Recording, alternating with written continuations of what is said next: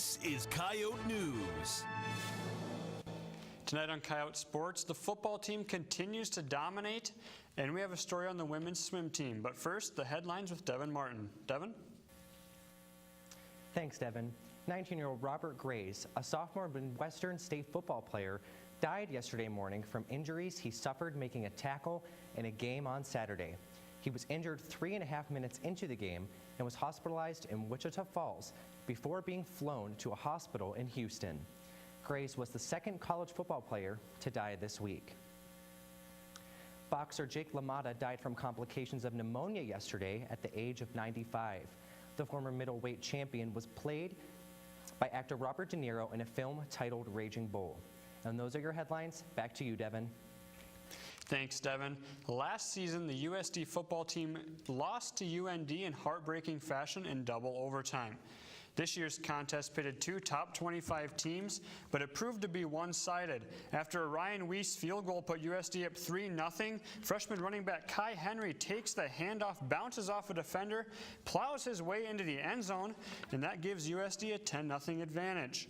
Later in the first quarter, Strevler would keep it himself. He would run to the corner and dive in for the 7-yard TD scamper, and the Oats would lead 17-0.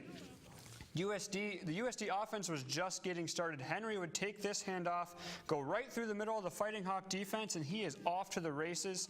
34 yards for his second rushing TD of the game, pushing the Oats lead to 24. Strevler would use his arm, this time finding Shamar Jackson wide open in the back of the end zone, and USD would start to run away with this one up 31-0.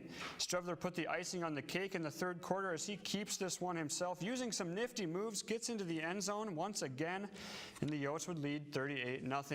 They would go on to win this one 45-7. The Coyotes moved up to number 14 in the FCS coaches poll and are off to the best start since 2006. But quarterback Chris Strevler says the team still needs to get better with a tough conference schedule ahead of them. We've been playing well the last 3 weeks, and we don't really think about that, though. We just, we've said it in a ton of interviews, and we say it amongst the team, we got to focus on ourselves every single day, and we got to continue to get better. Every other team is going to continue to get better this season, and, every game in the Valley, we're starting the Valley schedule now here, and it's going to be ranked team after ranked team, and every team is great. So we're going to need to bring our A game every single game and every single day in practice if we want to continue to have a chance to win games. The USD swimming and diving season begins with a splash this weekend at the Red vs. White meet at the Dakota Dome. The women's team hopes their strong bond and hard work translate into a successful season. Another year of USD swimming is upon us. The women's team is coming off their most successful finish in last year's Summit League Championships, taking third place. Senior Kelly Lekevy says focusing on team goals over personal accomplishments is a key factor in their success. I think we've definitely been working on a lot more supporting each other and motivation during practice instead of just trying to focus on yourself, helping other people get through the practice. The Coyotes have a lot to look forward to this season and beyond with a strong freshman class, new equipment, and hosting the Summit League Championships. Senior Kelly Howell believes getting to host the conference meet in Sioux Falls will bring attention and help grow not only the swimming program, but USD athletics as a whole. I think it is wonderful for our program, especially because we're hosting.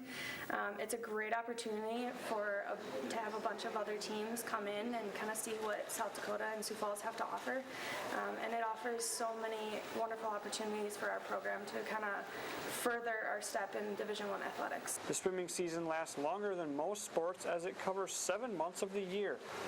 Howell says planning ahead is crucial to balancing athletics and academics. We have cap hours, so we have 8 hours a week that you have to go to in the library just to study, do homework, kind of that stuff. And then also time management. If you don't have time management, you're not going to be able to make it through the season. For more on the women's swim team, Lauren Solik is live in the muck with Emily Lundstrom. Lauren? Thanks, Devin. I'm here with senior swimmer Emily Lundstrom to talk about the swimming and diving team's preparations for the new season. So Emily, what do your practices look like going into the new season? Well, we start out every Monday, Wednesday, Friday lifting, and we're all in our primary groups, so you're either in sprint, mid-distance, or distance. And then Tuesday, Thursday, we're in our secondary group, so if you swim other strokes like IM, backstroke, butterfly, you are divided into those groups. Okay, so last year the swimming and diving team finished third at the Summit League Championships. So how are you using that success to prepare for this season? Well, we were just right behind our second place, and they actually dropped out of the conference this year, so that leaves a big opening for second place. So I think everyone on the team has the same idea. We're going for first or second. If we could touch Denver, which is usually the #1 team in the conference, that would be awesome. So do you have any personal or team goals for the season?